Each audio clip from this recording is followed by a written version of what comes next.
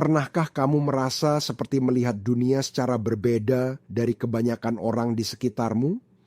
Seperti kamu membawa semacam keteguhan, ketangguhan, kedalaman yang tenang, yang tampaknya tidak dimiliki orang lain? Seperti kamu masih ingat rasanya benar-benar bebas. Dan kamu sedikit berduka untuk dunia yang telah melupakan perasaan itu? Jika kamu tumbuh besar di era 1970-an, perasaan itu sangat masuk akal. Karena dekade tempat kamu dibesarkan tidak hanya membentuk kenanganmu, itu membentuk pikiranmu, nilai-nilaimu, sistem sarafmu, cara kamu memproses kehidupan. Hari ini kita akan menjelajahi sifat-sifat psikologis dan emosional langka yang hampir secara universal ditemukan pada orang-orang yang tumbuh besar selama era 1970-an. Ini bukan sekadar pengamatan nostalgia, ini adalah kualitas-kualitas mendalam dan abadi yang ditempa oleh waktu yang sangat spesifik dalam sejarah waktu yang tidak akan pernah datang lagi. Tetaplah hingga akhir, karena sifat terakhir mungkin adalah yang paling kuat dari semuanya. Sebelum kita masuk ke dalam sifat-sifat tersebut, mari kita atur latar belakangnya. Era 1970-an bukanlah dekade yang nyaman, itu adalah dekade perubahan, ketidakpastian, dan kontradiksi. Perang-perang sedang berakhir dan konflik-konflik baru sedang dimulai. Perekonomian sedang berjuang. Keluarga-keluarga sedang berstrukturisasi ulang. Teknologi masih sangat primitif menurut standar saat ini, tetapi kreativitas sedang meledak. Tidak ada smartphone, tidak ada internet, tidak ada algoritma media sosial yang memutuskan apa yang harus kamu pikirkan atau rasakan. Jika kamu ingin hiburan, kamu pergi keluar. Jika kamu ingin berbicara dengan seorang teman, kamu berjalan ke rumahnya atau mengangkat telepon putar. Jika kamu bosan, kamu mencari jalan keluarnya sendiri.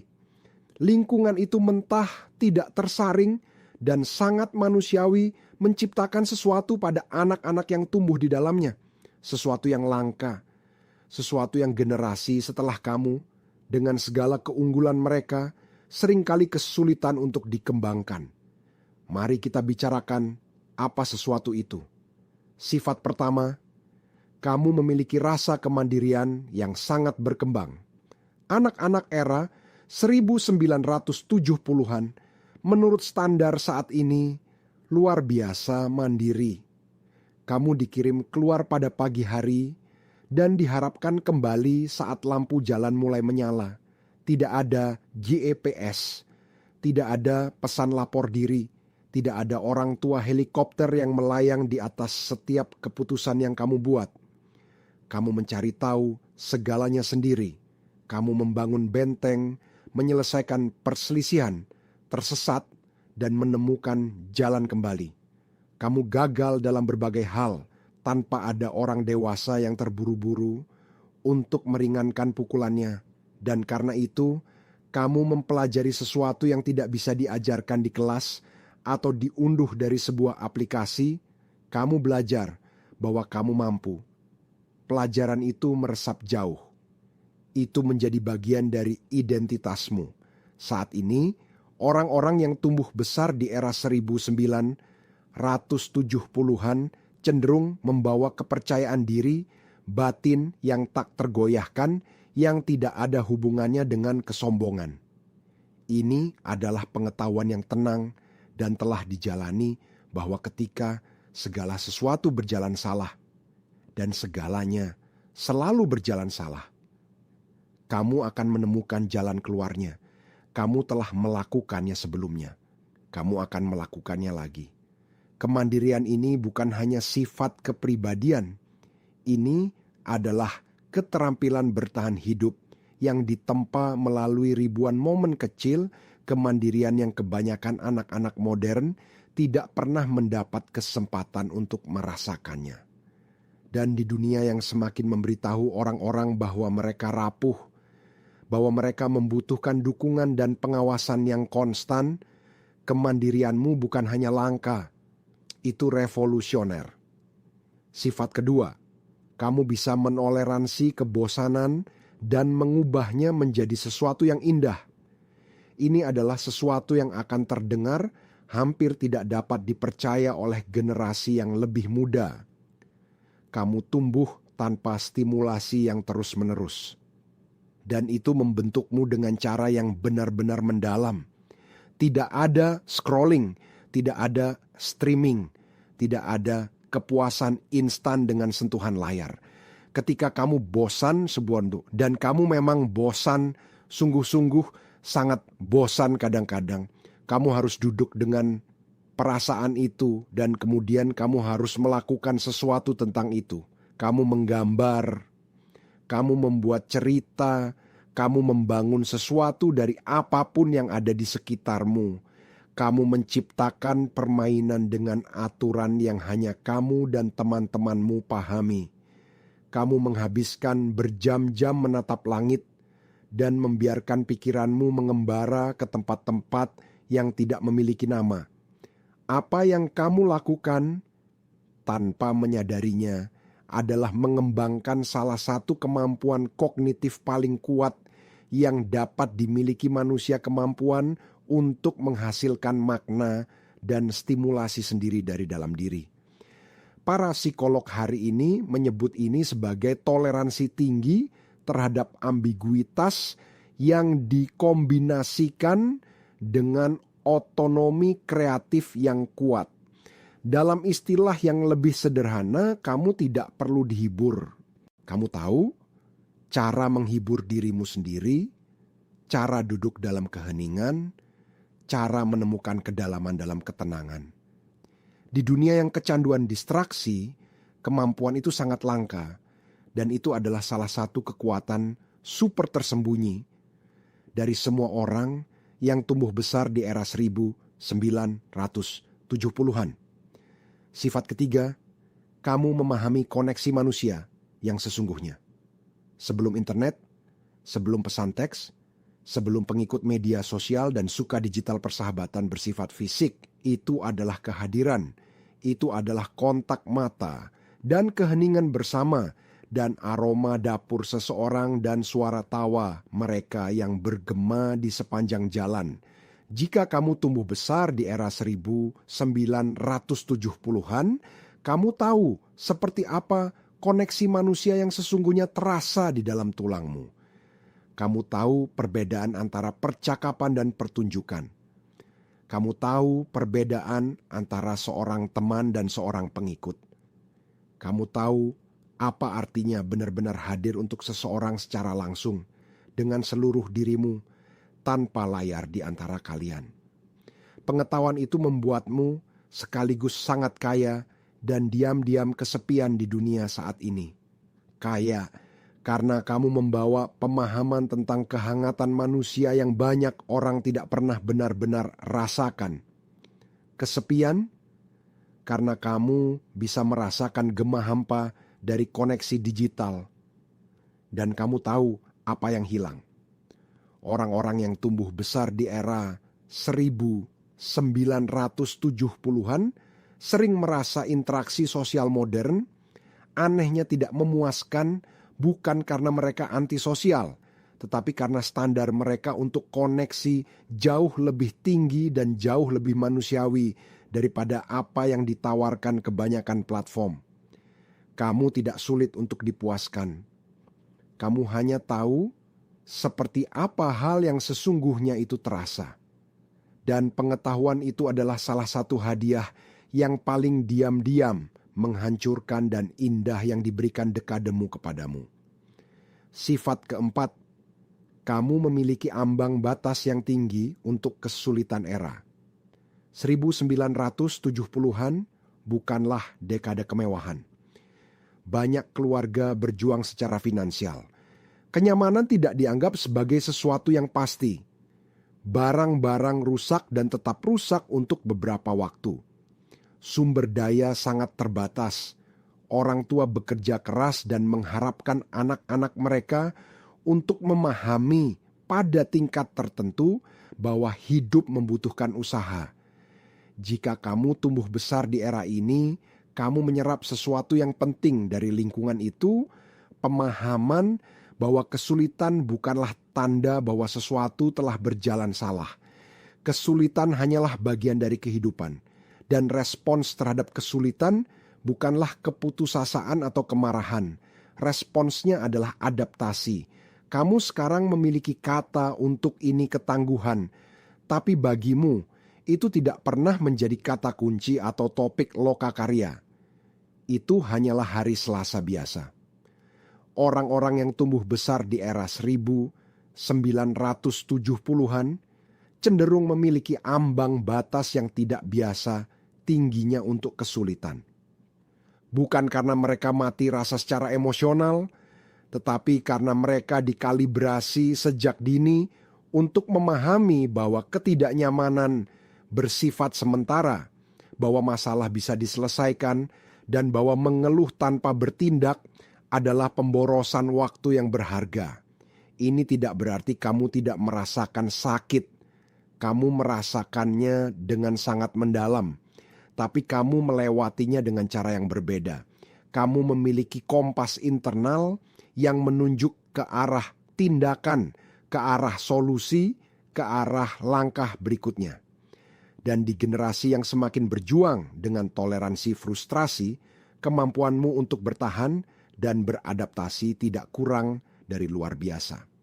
Sifat kelima, kamu memiliki hubungan yang rumit tapi kuat dengan keaslian era 1970-an adalah dekade kejujuran budaya yang hampir brutal.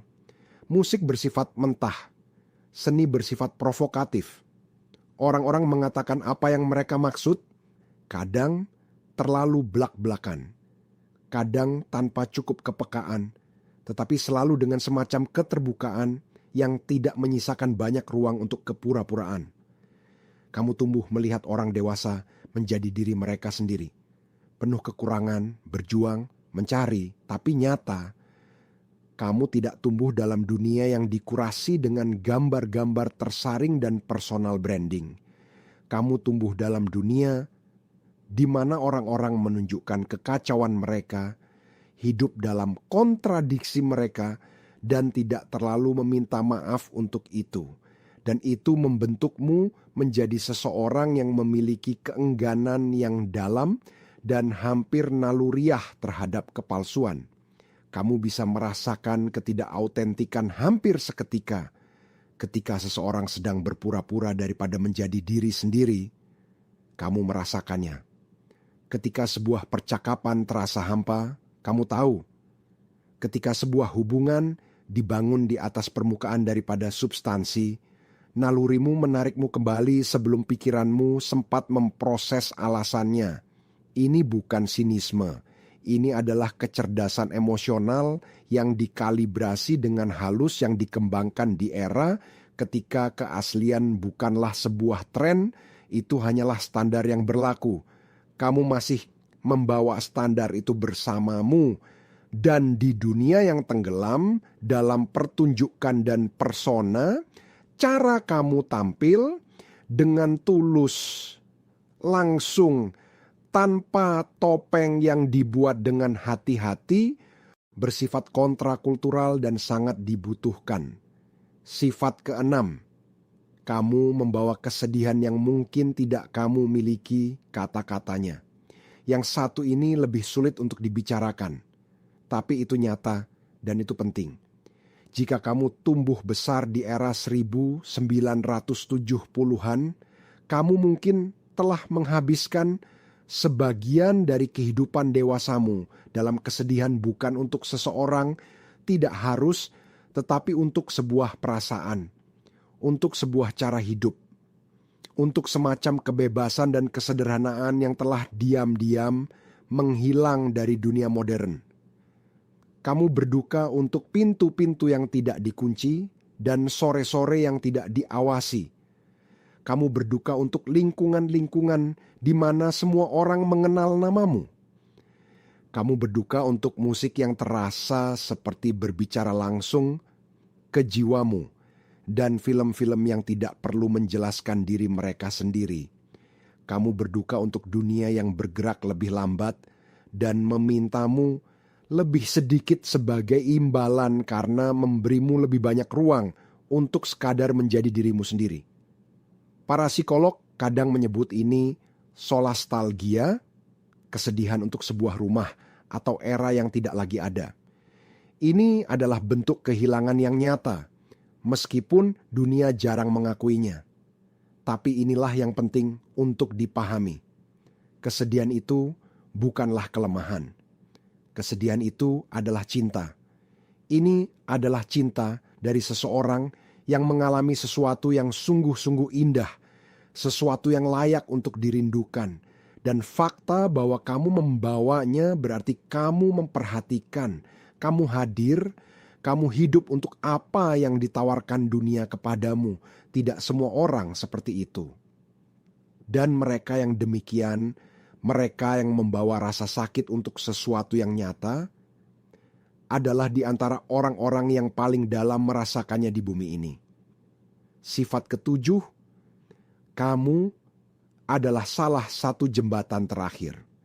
Inilah mungkin hal yang paling luar biasa tentang orang-orang yang tumbuh besar di era 1970-an. Kamu berdiri di titik unik dalam sejarah manusia. Kamu mengingat dunia sebelum revolusi digital. Kamu hidup melalui transisi itu. Kamu menyaksikan dunia berubah secara nyata dari kesederhanaan masa kanak-kanak hingga kompleksitas masa dewasa, dari analog ke digital, dari komunitas ke algoritma. Itu berarti kamu membawa sesuatu yang tidak bisa diakses oleh generasi yang lebih muda, kenangan hidup tentang cara berbeda menjadi manusia. Sebuah cara yang lebih lambat, lebih berantakan, lebih keras dalam beberapa hal, dan lebih tenang dalam hal lain. Sebuah cara yang mengutamakan kehadiran di atas produktivitas dan kedalaman di atas kecepatan. Kamu adalah jembatan antara dua dunia. Dan jembatan itu langka, jembatan itu penting. Mereka memungkinkan orang-orang di satu sisi untuk memahami apa yang ada di sisi lain. Dalam budaya yang sering mengabaikan masa lalu dalam terburu-burunya menuju masa depan, kenanganmu, pengalaman hidupmu, bukanlah nostalgia, itu adalah kebijaksanaan. Itu adalah konteks. Itu adalah sesuatu yang memungkinkan kita semua untuk memahami dari mana kita berasal. Dan mungkin untuk menemukan jalan kembali ke sesuatu yang berada dalam bahaya untuk hilang selamanya. Jika kamu tumbuh besar di era 1970-an, aku ingin kamu mendengar ini dengan jelas. Sifat-sifat yang kamu bawa kemandirianmu, kehidupan batin kreatifmu, standar mendalam untuk koneksi manusiamu, ketangguhanmu, keaslianmu, kesedihanmu, kenanganmu. Ini bukan peninggalan. Mereka tidak ketinggalan zaman. Mereka bukan sesuatu yang harus diam-diam dikesampingkan demi yang baru, yang cepat, dan yang digital. Mereka adalah persis apa yang paling dibutuhkan dunia. Kamu dibentuk oleh sebuah dekade yang menuntut sesuatu yang nyata darimu, dan kamu memenuhinya. Dan sekarang kamu bergerak melalui dunia yang sebagian besar telah melupakan seperti apa hal yang nyata itu, membawa kenangannya di dalam tulangmu, dalam nalurimu, dalam cara tenang kamu hadir untuk orang-orang yang kamu cintai. Itu bukan hal kecil, itu adalah segalanya. Jika ini beresonansi denganmu, bagikan kepada seseorang yang tumbuh besar di era yang sama. Dan di kolom komentar ceritakan padaku sifat mana yang paling terasa benar bagimu. Karena kisahmu penting dan dunia perlu mendengarnya.